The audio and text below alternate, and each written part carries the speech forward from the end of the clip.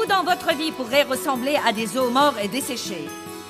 Mais si vous commencez à prophétiser la parole de Dieu sur ces eaux, il y aura de la puissance dans votre bouche.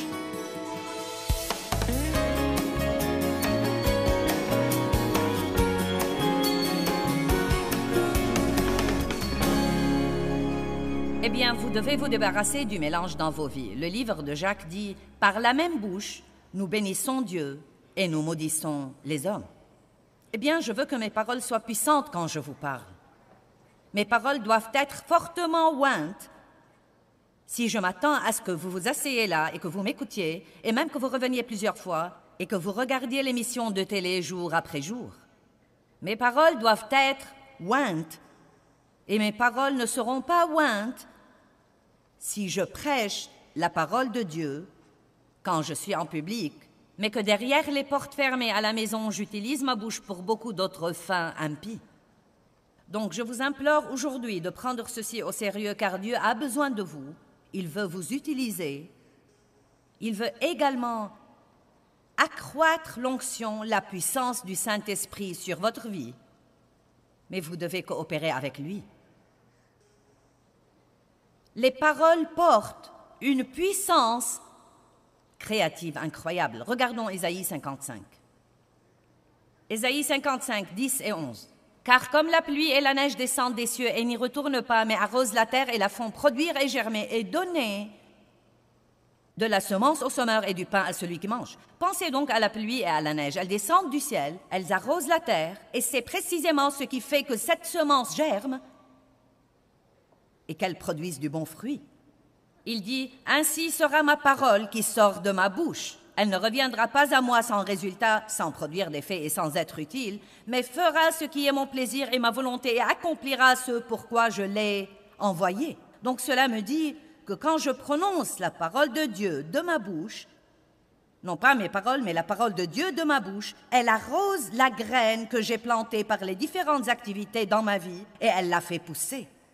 Par exemple, si vous allez payer la dîme et donner avec diligence, faites attention à la façon dont vous parlez de vos finances. Si vous avez planté une graine dans la terre du royaume de Dieu, alors ne la tuez pas en disant des choses négatives sur votre futur financier. Je ne m'acquitterai jamais de mes dettes, je n'ai jamais assez d'argent, je ne peux rien me permettre. Non, dites, je paye la dîme et je donne, et Dieu s'occupe de mes besoins. Je suis la tête et non la queue, en haut et jamais en bas. Je prête à beaucoup de nations et je ne m'emprunte jamais.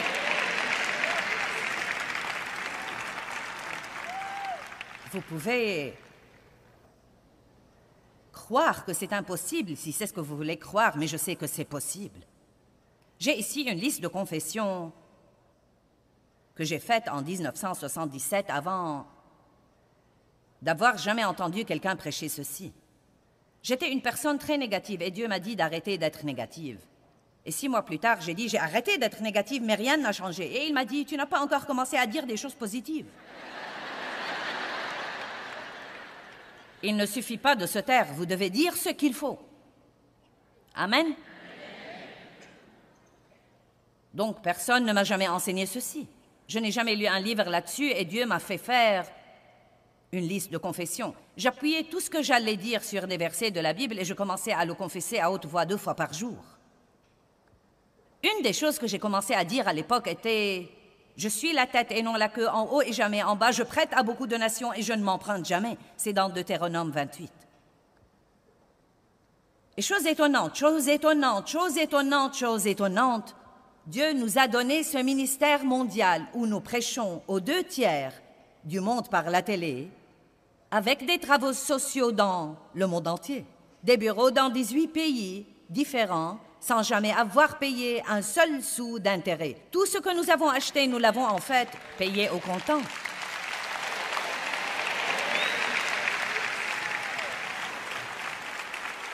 Maintenant, certains pourraient penser, eh bien,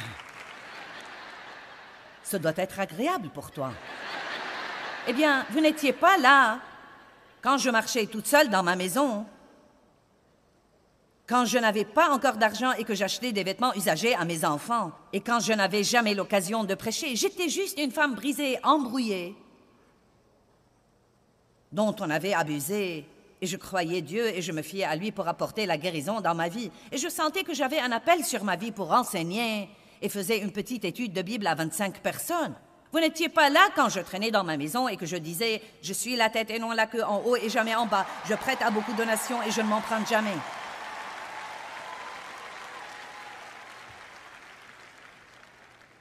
Je ne peux même pas imaginer l'argent que nous avons investi dans le travail du royaume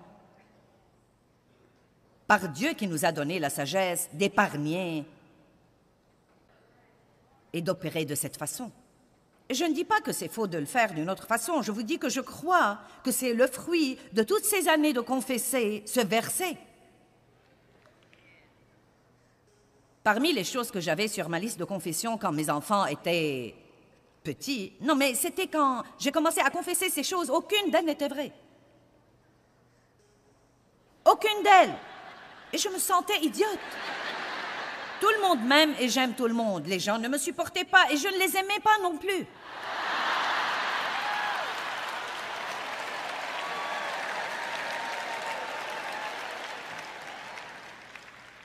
Voilà, celle-ci était bonne. Mon fils David, qui est mon aîné, a une douce personnalité et il n'est pas rebelle.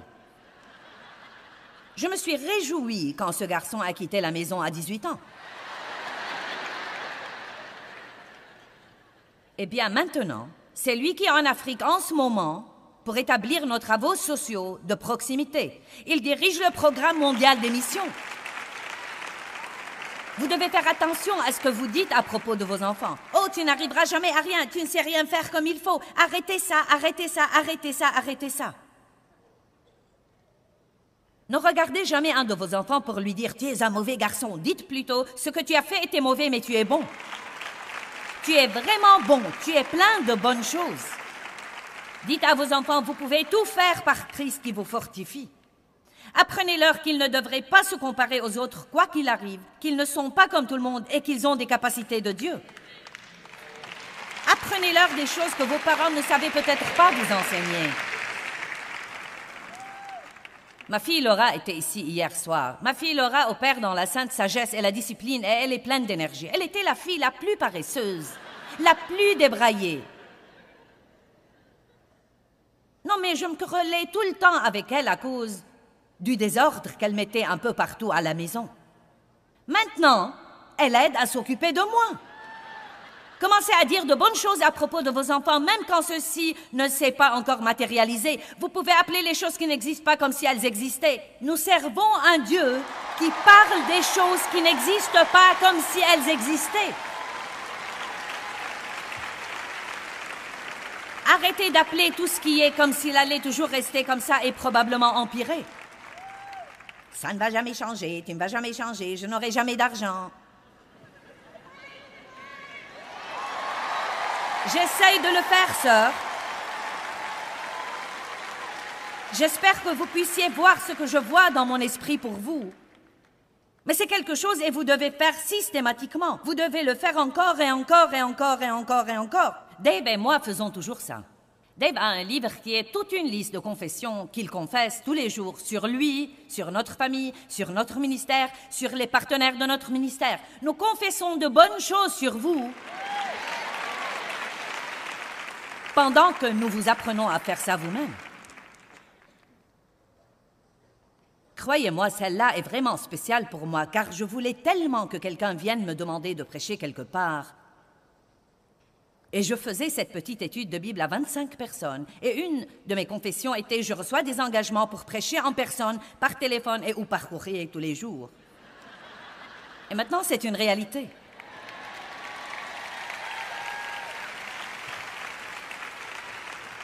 Et celle-là était vraiment bonne. Je suis une femme obéissante et sans aucune rébellion.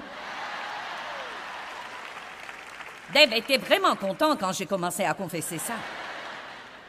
Oh mince alors, j'avais une bouche qui ne renonce jamais. Aucun homme n'allait me dire que faire, pas question, pas moyen. Ensuite, j'ai vu dans la Bible ce verset de « Femmes, soyez soumises à vos maris ».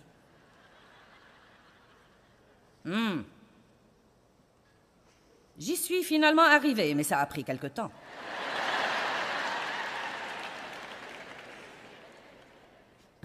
Une de mes confessions était « Je suis enseignante de la parole de Dieu ».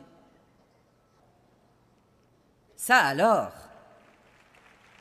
ça me rappelle tant de... Si seulement vous saviez la condition dans laquelle j'étais quand j'ai commencé à faire ça.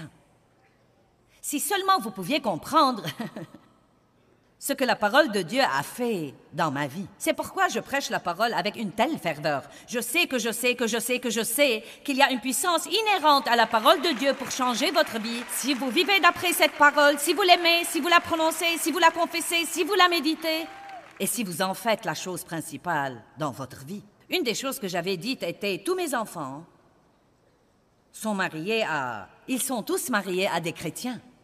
Et maintenant, ils sont tous mariés à des chrétiens. Le Seigneur soit loué, la parole travaille.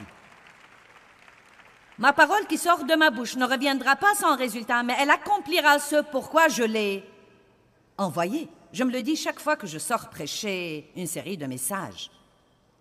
Je crois que la parole que je dis accomplira quelque chose dans vos vies.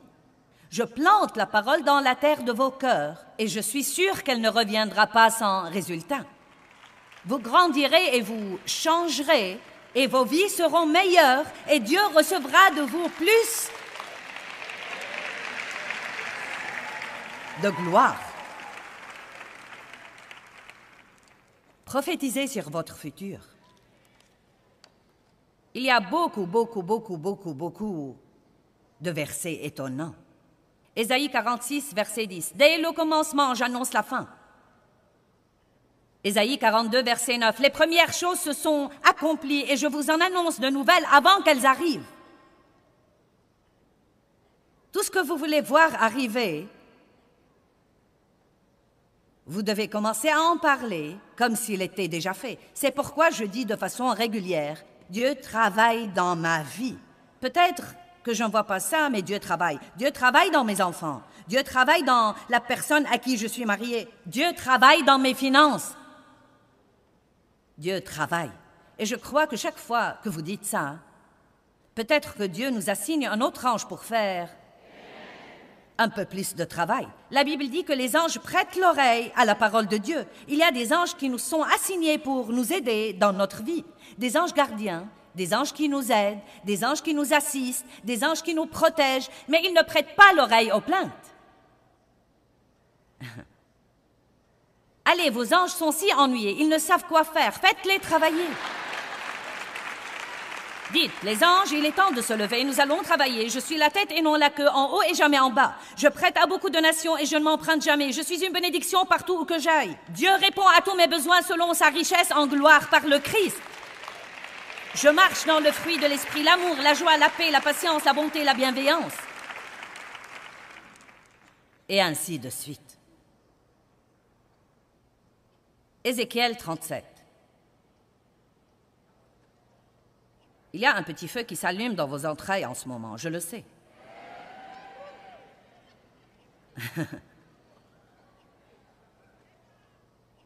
La première chose que vous devez faire, c'est de rentrer chez vous maintenant et de faire vos devoirs.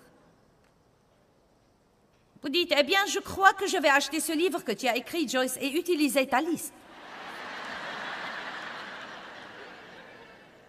Non, non, nous avons déjà mis fin à la paresse. Oui, achetez le livre, moi et ma grande gueule, achetez-le. Si nous ne l'avons plus, commandez-le. Vous pouvez utiliser la liste comme un échantillon, mais faites vos devoirs. Notez les choses dont vous savez que vous avez besoin, les choses que vous voulez voir changer dans votre vie et dans votre famille. Ajoutez-y un verset et confessez la parole. La main du Seigneur fut sur moi, chapitre 37, verset 1. Et il me fit sortir par l'Esprit du Seigneur et me déposa au milieu de la vallée et elle était pleine d'ossements. Et il me fit circuler parmi eux et voici, il y avait énormément d'ossements humains dans la vallée ou la plaine et voici, ils étaient très secs. Ossements secs. Je me sens comme un sac d'os secs, Dieu. Et il me dit, fils d'homme, ces os revivront-ils? Je dis, Seigneur Dieu, c'est toi qui le sais. Écoutez ceci, il me dit encore, prophétise sur ces eaux et dis-leur, ossements secs, écoutez la parole du Seigneur. J'aime ça. Ainsi dit le Seigneur à ses eaux, voici, je vais faire venir en vous un souffle et un esprit pour que vous viviez. Et je mettrai sur vous des nerfs, et je ferai venir sur vous de la chair, et je vous recouvrirai de peau, et je mettrai en vous le souffle et l'esprit, et vous, ossements secs, vivrez, et vous saurez, comprendrez, et vous rendrez compte que je suis le Seigneur, le dirigeant souverain qui exige la loyauté et l'obéissance. Regardez ce qui arrive dans le verset 7. Et je prophétisai comme j'en avais reçu l'ordre, et comme je prophétisais, il y eut un bruit assourdissant, et voici, il se fit une secousse et un tremblement et un cliquetis, et les os se rapprochèrent un os de son os. Puis il continue jusqu'au verset 10. Et tout à coup, ces ossements secs se tinrent debout, une immense armée remplie de l'Esprit de Dieu. Peu importe le nombre d'ossements morts que vous avez dans votre vie, tout dans votre vie pourrait ressembler à des os morts et desséchés. Mais si vous commencez à prophétiser la parole de Dieu, sur ces eaux, il y aura de la puissance dans votre bouche. Amen. Donc, vous pouvez affecter votre futur de la façon dont vous parlez de vous-même. Vous pouvez affecter votre futur de la façon dont vous parlez de votre futur. La façon dont vous parlez quand vous avez des ennuis, quand vous avez des épreuves et des problèmes, a beaucoup à voir avec votre futur. À l'approche du temps de la crucifixion du Messie, Jésus a dit à ses disciples, c'est rapporté dans Jean 14, « Le temps dont je vous ai parlé est proche. » Et il leur a dit, « Je ne parlerai plus guère avec vous. » Je crois que c'est intéressant. C'est Jean 14, verset 30. « Je ne parlerai plus guère avec vous. » Pourquoi dirait-il quelque chose comme ça? Ésaïe chapitre 53, il dit « Comme un agneau traîné à l'abattoir, il n'ouvre pas la bouche. » Qu'est-ce que cela veut dire? Je ne l'ai jamais compris jusqu'à ce que j'ai compris Ésaïe. Même Jésus, quand il était dans un temps de douleur intense, a choisi de ne pas ouvrir sa bouche. Vous savez pourquoi? Parce que beaucoup de fois quand nous souffrons, si jamais nous ouvrons la bouche, nous risquons de dire ce qu'il ne faut pas. Ne faites donc pas ce que vous faites normalement. Dès que vous avez un problème, vous courez au téléphone. Tu ne vas vraiment pas croire ça. C'est arrivé encore une fois. Tu sais quoi, chaque fois que je gagne un sou, le diable me le prend. J'en ai assez, j'en ai assez, j'en ai assez. Je déteste ma vie. Ma belle, que devrais-je faire à ton avis? Arrêtez de demander ce que vous devriez faire à quelqu'un qui ne sait pas ce qu'il devrait faire lui-même. Demandez conseil à Dieu. Eh bien, je vais fermer ma bouche et ne rien dire à moins de dire quelque chose de bien. Décidez d'être silencieux parfois. Amen. Et n'est-ce pas que quand nous avons des ennuis, nous voulons juste le raconter, en parler. Non, mais si je vous disais, aujourd'hui, je vais m'attarder après la réunion et vous pouvez venir me raconter vos ennuis. Oh mon Dieu! Je me demande combien ce serait sage de dire, tu sais quoi, Joyce? Je n'ai rien à dire, je vais te laisser t'en aller et rentrer chez toi. Je suis bénie. Wouh! Ce serait merveilleux. Eh bien, une autre chose qui affecte votre futur, c'est de tenir parole. Si nous voulons être des gens de la parole, nous devons croire la parole, dire la parole, et nous devons tenir parole comme Dieu tient parole. Si vous dites à quelqu'un que vous allez l'appeler demain, appelez-le. Et si vous ne pouvez pas l'appeler demain, demandez à quelqu'un de lui dire que vous ne pouvez pas l'appeler. Et si vous ne pouvez rien faire de ça, appelez-le dès que vous pouvez l'appeler et dites-lui pourquoi vous ne l'avez pas appelé à l'heure. Si vous dites que vous allez faire quelque chose, faites-le. Tenez parole. Tenez vos engagements. En fait, j'aurais voulu avoir le temps pour ça, mais c'est impossible. Ecclésiaste 5 dit que si nous ne tenons pas nos engagements et les vœux que nous faisons à Dieu, il détruira l'ouvrage de nos mains. C'est si important. Et aujourd'hui, il est si difficile de trouver des gens qui font ce qu'ils vous disent qu'ils vont faire. Combien d'entre vous se rendent compte que cela devient un grand problème? Eh bien, cela ne doit pas être un problème pour nous. Nos paroles affectent aussi le futur de nos relations. Beaucoup de personnes sont divorcées aujourd'hui simplement à cause de mauvaises paroles prononcées ou de bonnes paroles non prononcées. Écoutez-moi bien, si votre mariage traverse une période difficile maintenant, je crois que si vous rentrez à la maison et que parfois vous commencez à dire les choses qu'il faut, vous verrez la situation changer. Applaudissez plus fort que ça, je ne veux pas rester ici longtemps.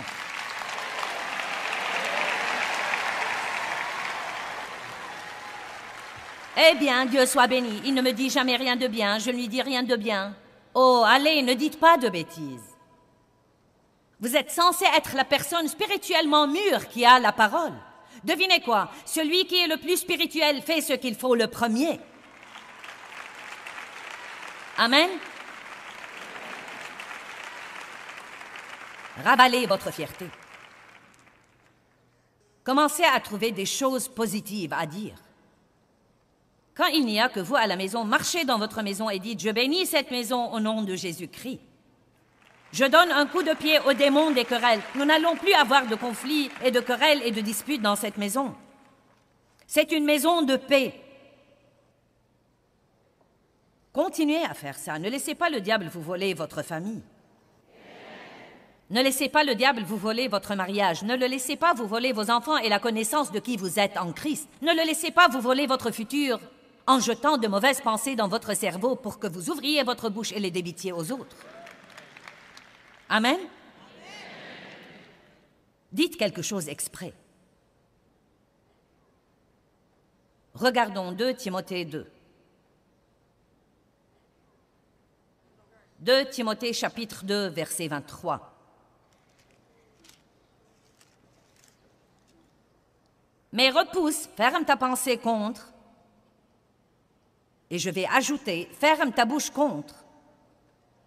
N'aie rien à faire avec les controverses vaines, mal informées, peu édifiantes, stupides sur des questions d'ignorants, car tu sais qu'elles font naître des conflits et engendrent des querelles. Ça me surprend de repenser aux choses à propos desquelles nous nous disputions, Dave et moi. Non, mais les trucs les plus stupides. Quel acteur est passé à la télé? Vous avez écouté mes histoires. Dave croyait que tout le monde était Henry Fonda et cela m'exaspérait. Ce n'est pas Henry Fonda. Certains ne savent pas qui est Henry Fonda, mais vous comprenez. Ou quand je lui donne des indications, dire à un homme quel chemin emprunter pour aller quelque part est complètement inutile. Non, mais c'est comme... Non, mais je disais... Eh bien, où vas-tu? Nous sommes censés aller à la quincaillerie. Je vais à la quincaillerie. Non, tu n'y vas pas. Comment tu t'attends à y arriver par là? Allez, mesdames, apprenez ça. J'ai finalement arrêté ça et je suis toujours mariée. Je suis mariée depuis 45 ans. Amen. Et vous savez quoi? Je ne peux même pas me rappeler la dernière fois où je me suis querellée avec Dave. Et si vous saviez d'où je suis venue, vous vous lèveriez et vous crierez « C'est un miracle !»